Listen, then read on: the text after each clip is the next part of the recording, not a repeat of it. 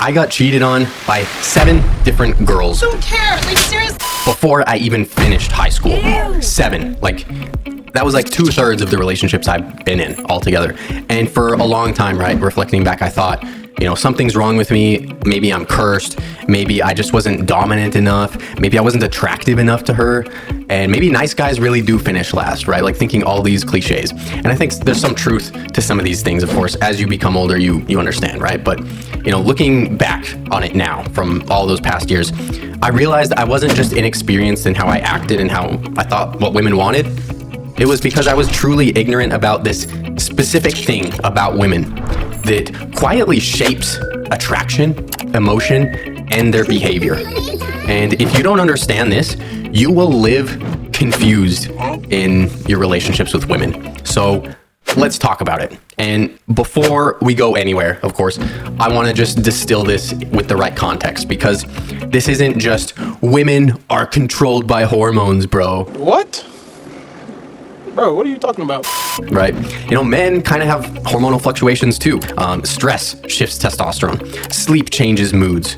Cortisol changes behavior in people, right? So biology does influence us all, but for women, it's way more nuanced, because if you don't understand like the female hormonal rhythms and that cycle that they live in, you will misinterpret what's happening right in front of you. It's like a seasonal change, but on like a monthly scale, right?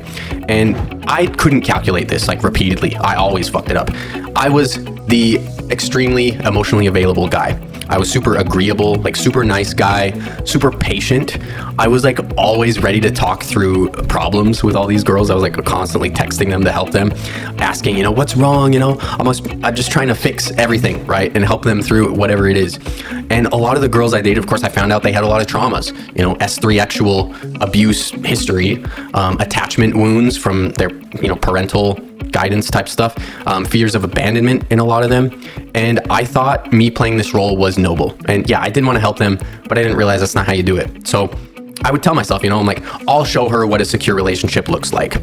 But here's what I didn't understand is many of these girls wanted intimacy, even like junior high and high school, because that's what they thought love was, right? And many of them were turned hypersexual because of their S3-actual abuse, right? And I was intentionally actually holding back from S3X with most of these relationships very early on, because I knew that their traumas were surrounded from that abuse in that same realm. You know what I'm saying? So I didn't really want to prolong that. So I tried to be different from their depiction of what love was, what a relationship was. And that actually created tension that hurt me. And I started, of course, noticing something weird. And this happened almost every freaking time. Right before their period, I swear to God, every time, energy levels spike, right? Their emotionality would spike. Conflicts would spike like clockwork. If we could even make it to the next month, it was like clockwork. They would get extremely needy or, very emotional, or just start prodding. Women do that with like questions or statements to see how you react, right? They pick at like really small things, just like testing. Constantly, like shit testing, trying to get a reaction out of you. Does it sound familiar? Yeah. So at the time, me as like a teenager, this shit annoyed the hell out of me. So what did I do most of the time? I withdrew, which kind of made their fear of abandonment even worse, because I wasn't trying to deal with all this BS, especially when I couldn't be there to help them. So their behavior would actually escalate, right? And, this most often led to them cheating or just breaking up with me, right before things went down. And of course I blame myself entirely, right?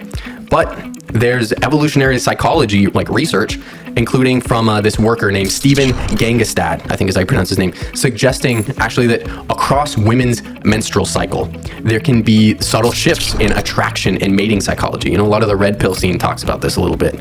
And it's not really like personality flip. It's more like sudden probability that, the shifts will change their choice. Right? So around ovulation, some studies will show increased attraction towards some like genetic things like dominance, masculinity, being presence, in terms of, masculine presence, confidence, obviously. These are the values that, they look for during ovulation. And during the luteal phase, they go more towards like emotional security and relational stability. That's what they look for then during the luteal phase. And these are the real trends. They're not like rules. But when you understand this about how these things kind of shift, like their needs shift, you might think that she changed completely. So how she's acting out is like completely different. When in reality, her nervous system might simply be prioritizing something different that week because of her hormonal shifts, right? Does this make sense at all? Like if you've ever dated a girl for longer than a couple months, you know exactly what I'm talking about, right? Things change. And it's all about stability. All, emotional availability, and it's across that evolutionary like cycle, right? It's nature. It's processing during that sensitive phase. It's like reassurance. And for me, I had like zero edge, like zero polarity, zero like kind of grounded masculine leadership, right? Because when I would talk to a lot of these women constantly, when she said, "Oh, I'm okay," I would dig deeper. I would text back like, "Oh, why just okay? Like what happened? Tell me everything. Like what's going on? Like what happened early on in your life," right? So instead of changing the actual state, being like a man and impressing upon them a better feeling, leading with emotionality, I should have been creating like safety through my action.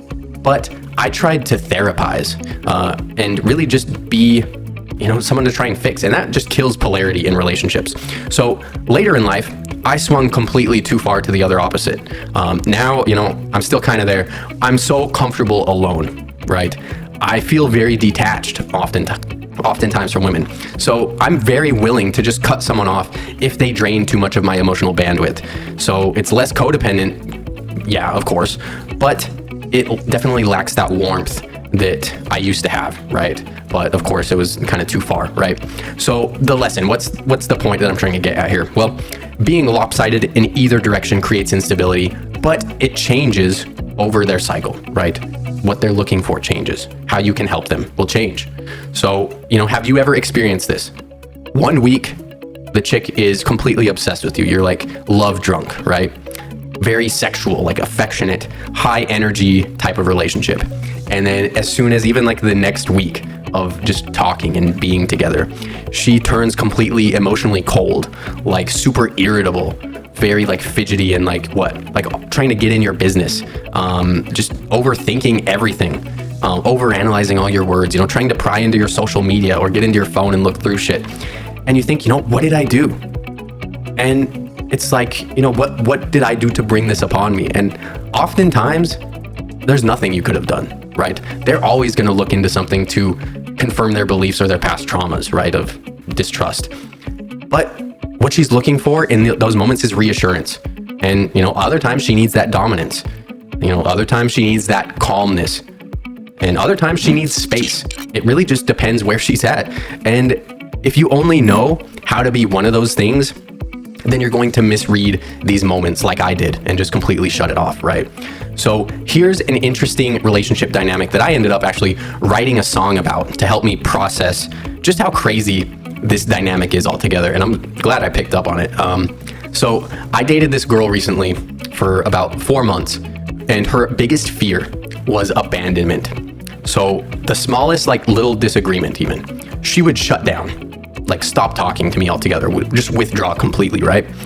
And what she was doing was simulating abandonment towards me, right? Because she wanted me to feel what she feared most, like what would hurt me the most based on her, view. So she did what she thought would destroy me. But, these days, with how I am, you can't really abandon someone who is happy being with themselves, right? And when she realized that I wasn't reacting to this like implied abandonment, it became a self-fulfilling prophecy for her because I just ended that relationship altogether, right? And when I realized that she was trying to inflict the worst pain onto me because that's what hurts her the most, that's really just borderline personality like style warfare, like straight out of the DSM-5, to inject someone with your own trauma to see how they handle it. This was obviously an anomaly because it was like trauma plus the cyclical hormones, seeking the comfort, honestly, in her cycle, but also that reassurance, like looking for it the wrong way, with unhealed like attachment patterns, interacting with like the emotional immaturity. It was all coming to like a hormone pulse as like a catalyst. So it was a huge firestorm of just bad stuff, right? And this is where men, I think, get it wrong because there's a lot of stuff at play. There's a lot of layers, and they'll blame biology. But it's biology plus psychology plus trauma plus their attachment style. Like, it's very layered. So to get like, a jackpot of 7s on all those, it's difficult, right? So now that I'm older, here's what I believe. Women who understand their cycle, women who like track it on their phone with like a P calendar, I think is what it's called. Women who anticipate these hormonal shifts and know where they're at, they're far more emotionally regulated. Like they don't make it an obstacle. Just like, men who understand stress patterns can also regulate their behavior, right? The problem is ultimately just ignorance. And, of course, back in the day when I was growing up talking about hormone health and even, estrexual things, urges, that stuff was very taboo back in the day. But now it's becoming more mainstream and normalized. But, I think awareness just reduces that chaos. So for both sides, knowing the hormonal swings, being open about your urges and what you actually need is huge for communication. So if your goal is simply, I want women to like me, then understand this. Attraction isn't one-dimensional. You need that edge, but you also need that safety. Like you need to be that home for, like that emotional rock. You need that like grounded dominance and your own emotional regulation and, being able to willingly help reassure your woman without being a simp. That's the difference. You need to be, sexually confident without being reckless, right? You need to be stable without being boring to her. So it's like a hard line to toe, but understand that it's very cyclical, right? Because if you lean too far into being like the, nice guy, emotional sponge, you lose that polarity to women that kind of, sets them off and stimulates them really. And if you lean, of course, too far into like the detached alpha, then you'll just lose trust straight up. And I think the goal is to, of course, integrate both. So if you can do that, it's not confusing to anyone because you're giving them what they want, across their shifts, being stable for them through their hormonal shifts. That stability is what actually creates long-term attraction for women and success of a relationship, right? So to all the players out there, this isn't about manipulating a woman through her hormonal phases. This is actually about just understanding the rhythm and the fact of life and women's biology. Not taking every like emotional spike personally, but digging deeper to actually see what she needs, not collapsing into insecurity, being weak or, being caught lying, right? It's not escalating that conflict unnecessarily. It's giving them that reassurance that they were actually seeking when they're prodding and prying. So, people need to be more self-aware on both sides, of course, because, no amount of masculine polarity will heal trauma. So understanding the trauma is important too. And if the girls don't want to change it, you can't do anything about that. I didn't get cheated on 7 times because I was worthless. I was simply inexperienced and I didn't handle things properly even from the get-go. So they didn't respect me anyways. There's so many layers to this stuff, right? And it was super ignorant, the ignorance of the dynamics. I just didn't understand it, right? And the moment I stopped trying to be liked and, started just being grounded in myself, like understanding myself as a man as I grew up, everything changed. Not because women changed or anything, but mostly because I did. And I stopped being that, simpy nice guy. So if you're confused in dating, just remember to just at least ask yourself, like, are you reacting to her hormonal shifts or are you stable enough to lead through them? Because that's the masculine difference, that realizing that you set the tone. So if she texts you back, you ask how she is, she texts you back, I'm okay. Instead of just saying, oh, why just okay, like me in my past, then shift that, uplift her by, just being playful. Like women really respond to playfulness. So uplift her through your actions, like show her that you can make her feel better in an instant and make her laugh, right? Instead of like just focusing on the negative, because women actually, if she does vent, then she doesn't actually want to fix it. She's just venting to vent. That's the difference, especially I learned with women, is they don't want to fix their problems really. They just want to vent about them. And to be the man is to really just uplift them with your actions and how you impress those moods upon them so they want to come back to you every time they need that. And that's how you really become their emotional rock. So that's everything I wanted to talk about today, guys. I hope you enjoyed. And leave comments down below. Have you ever dealt with a girl where every single month, leading up to their period, they just become insufferable, like insecure? It's probably their own lack of awareness. Like most women, they don't even realize they're about to have their period. And I would tell them, I'm like, oh, you're going to have your period in T-3 days, right?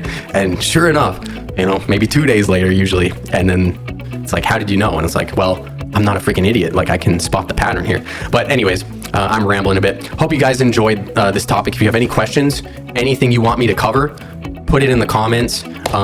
Just let me know, do you guys relate to this style of this videos? What questions do you have? And that's it. So remember to like, comment, share for the algorithm, and we'll talk soon. Take care, brothers.